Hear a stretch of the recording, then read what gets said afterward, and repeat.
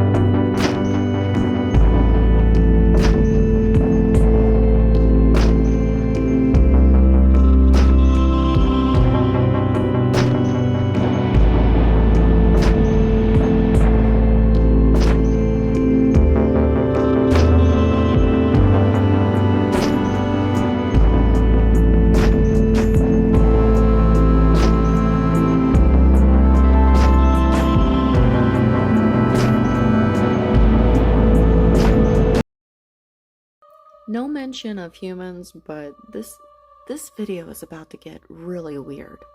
Before we get to the weirdness at the end here, let's just go over how this is not new at all. Not only do we have the patent in 1980, we have a patent made here in 1912, and they got that from the ancient Romans. But as you all can clearly see, it was used to make a lighter concrete. No way involved in the ancient practice of foundation sacrifice. Also, weird little note, they used to mix beer up in the concrete. Maybe I should go back to doing that. Now for the weirdest shit I have ever heard in my life. The self-healing concrete.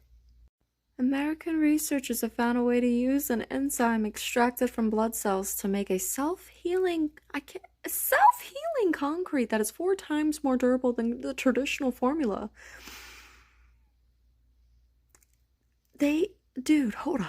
Only 5 years of research, and you can heal a millimeter scale crack within 24 hours.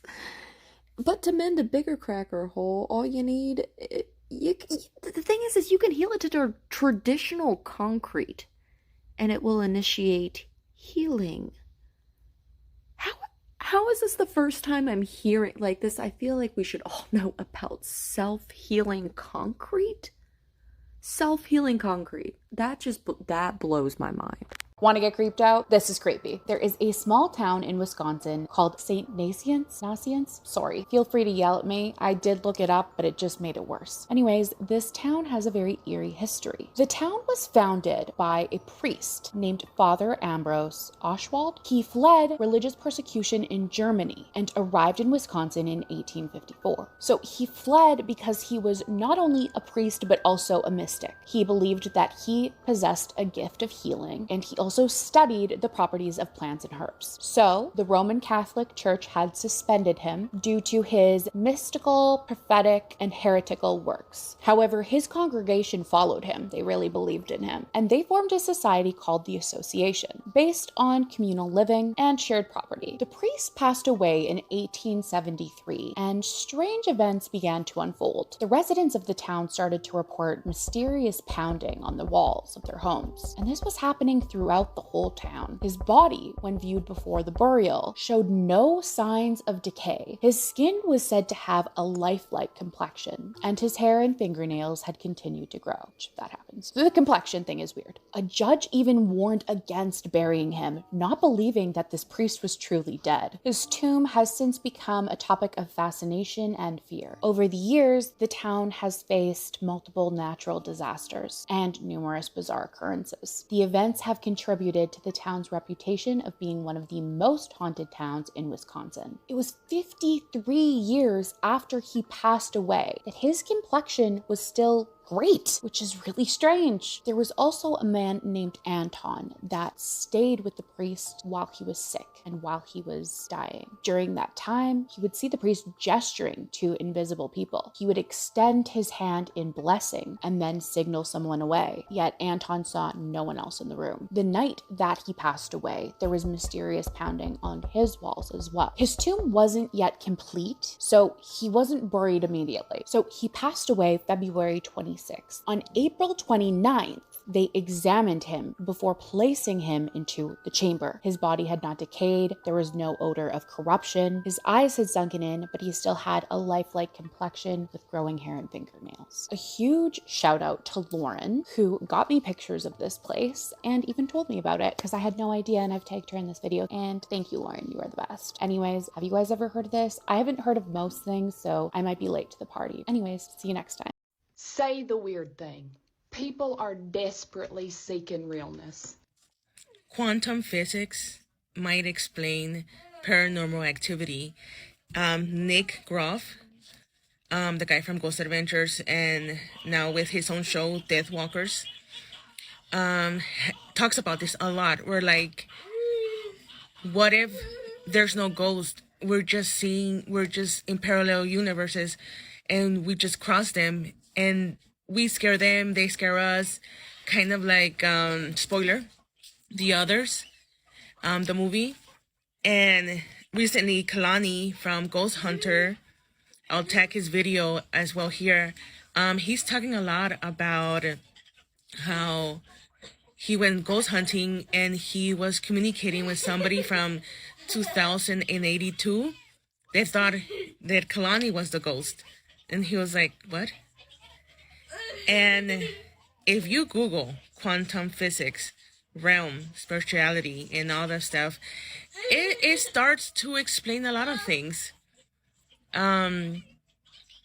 It's insane. Astral projection, all that good stuff.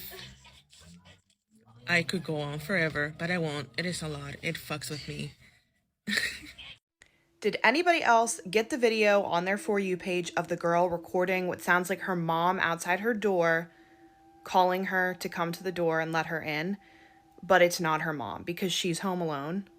Because I just got that video and it is nighttime and now I'm terrified. It starts like growling at the end and that's what really did it for me. I had like a visceral reaction to that. So I'm gonna play it and I'm warning you, if it's night, don't watch it. Wait till the morning.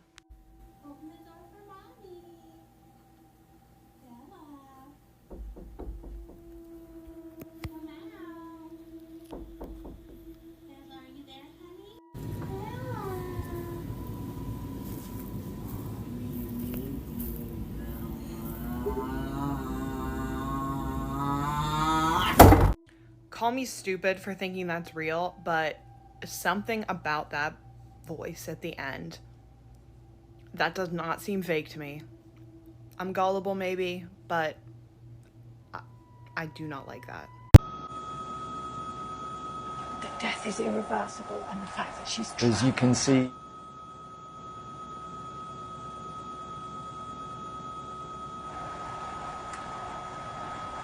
well, as you can see here in London, it is a lovely day, and as the hearse heads out into West London, Emily Morgan. Do you remember when Queen Elizabeth died and they broke her wand ceremoniously in the funeral, and they laid it on top of her coffin? What many don't know is that there's leaked audio, or audio that came out while they were taking her body to there, and there was a mic or something on that caught feedback or caught somebody else speaking, not just the British commentators. And it said her death was irreversible. She's trapped. And I'm going to show you that audio right now. The death is irreversible, and the fact that she's trapped. As you can see,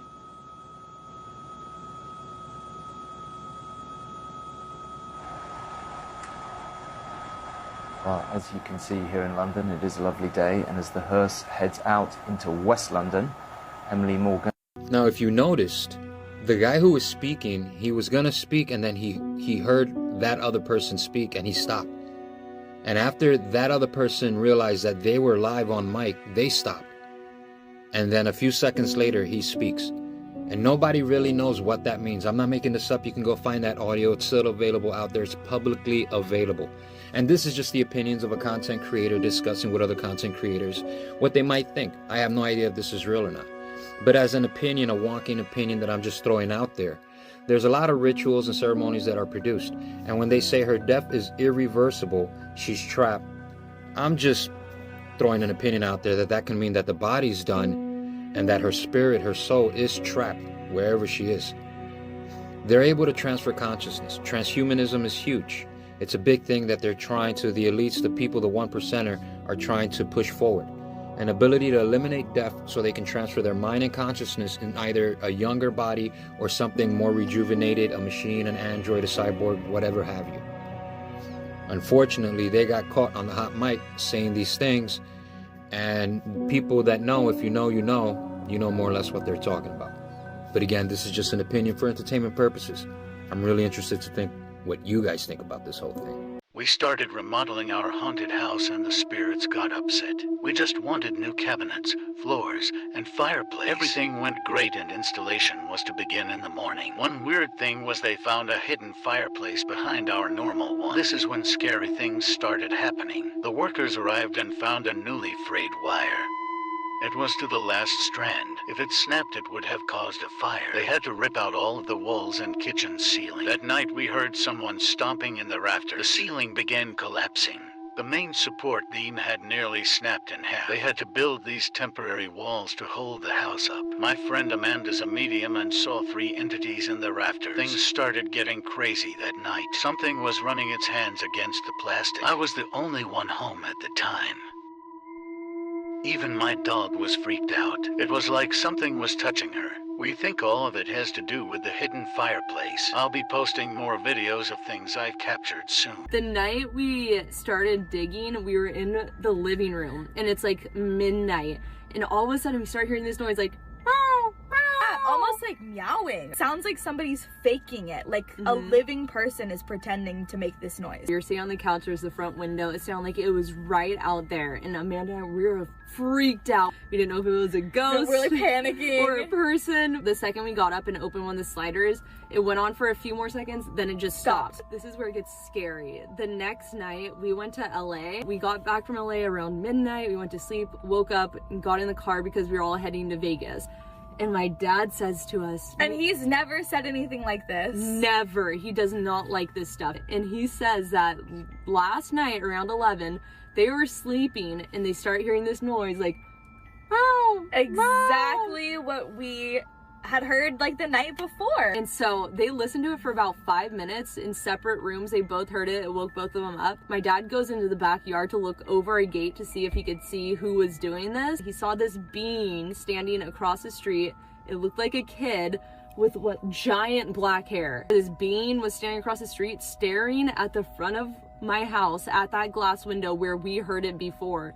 So of course, like, he opens the gate to go tell this kid to leave. And he opens the gate, he looks down and pulls the thing, and then he looks back up and this being is just gone. Completely gone. He's like, it like vanished out of thin air. There's nowhere it could have gone, but it was just gone. That's what has happened so far. And then just, there's always other paranormal stuff happening in my house. The usual. In general, so trying to get to the bottom of it. We're gonna start digging as soon as the rain stops, and we're gonna keep going until we find it. Wish us luck.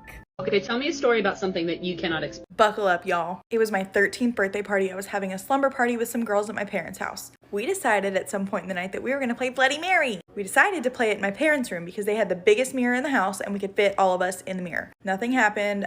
We moved on, watched some scary movies, ate pizza, whatever. But by the end of the night, since we had watched scary movies and played Bloody Mary, we were all freaked out, so we decided we would sleep in shifts. So real quick to understand, in my parents' house, if you're in the living room, you can see up the stairs and then you can see the entire upstairs hallway. My parents' bedroom is at the end of the hallway upstairs. So I was in the living room, it was my turn to stay awake, and I look upstairs and out of my parents' room, I see a tall, skinny woman in a white dress with long black hair floating out of my parents' room. She's not walking, she's floating out of their room and down the hallway. She's moving slow as fuck, coming down the hall, starts floating her ass down the stairs. I buried my head in a pillow and just like blacked out. When I finally got the balls to take the pillow away and open my eyes, she was gone. That is not the point of this story. I mean, it's half of it, but fast forward 9 years. We are on a beach trip. It's our family, some family friends of ours, a bunch of people, and we're all by a campfire. Everyone's pretty drunk. They start telling ghost stories, as us white people usually do.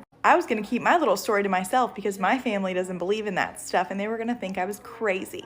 All of a sudden, my dad starts talking. This is his story. So he says, this was 9 years ago. He said it was the middle of the night. He woke up and there was a woman with long black hair in a white dress sitting at the foot of his bed. He thought it was my mom, so he said her name multiple times, then looked next to him. My mom was sleeping. Eventually, the woman just floated off the bed to a standing position and floated her ass out of the room. I had genuinely started to convince myself that I made the entire thing up when I was 13. Now, I had only told that story to 2 other people in the world, and they were both sitting at that campfire. One was my sister and one was my now husband. All of the blood drained from my face. They both are staring at me, jaws on the floor. Just knowing that I didn't make that up and that my dad does not believe in this stuff. So just knowing that my dad saw this thing too, weirdest feeling ever, weirdest thing ever. Ew. I'm gonna show you guys something. So you see this reflection? The mirror thing doesn't just work on pure glass. You can also find a shiny enough reflection, just sort of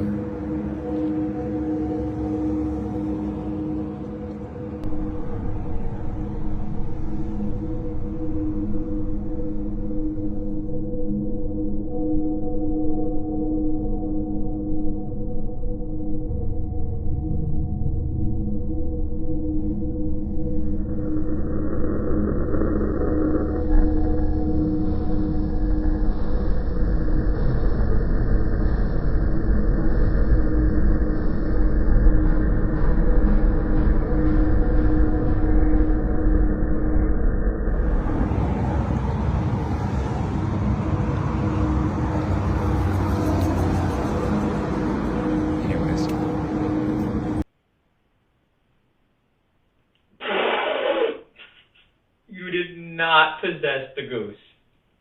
You did not possess the goose. Babe? Babe! What? She possessed the goose. I know. You knew? I saw it move the other day and I didn't want to say anything. This is embarrassing. I know, she's embarrassed. Leave her alone. What should she do, quack at me? Stop! She might as well possess my toothbrush at this point. Leave her alone! It's her first time being a ghost, too. She's just figuring it out. Can we go to, like, Spirit Halloween and get, like, a scary doll or something? Cause She likes the goose. I can't have my ghost possessing a goose. That is embarrassing for this house. She likes it, That though. is an embarrassment upon this haunted house. Stop! You have Annabelle pulling her weight. You got Chucky pulling his weight. Spooky, scary, goose? If that came chasing after you in the middle of the night, you'd be scared. Terrified. I don't know. I'm not happy about this. I'm not gonna lie. She loves it. I don't even think I can put this on TikTok. She was so proud of herself. She is going to get bullied. She's probably getting bullied on the other side by the other ghosts. And I don't want that for my ghost. I don't want my ghost to get bullied. We need to get her a scarier vessel.